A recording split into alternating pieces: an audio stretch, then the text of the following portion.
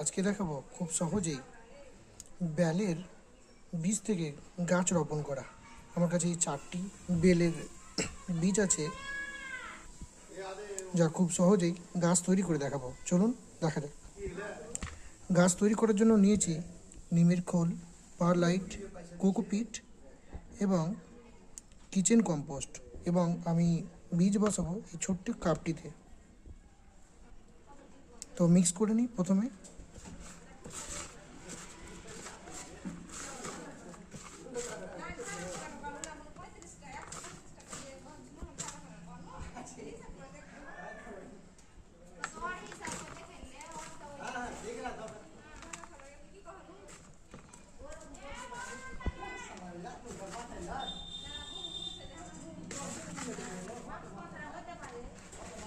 এবং দিয়ে দেবো তাতে বেলের বীজ।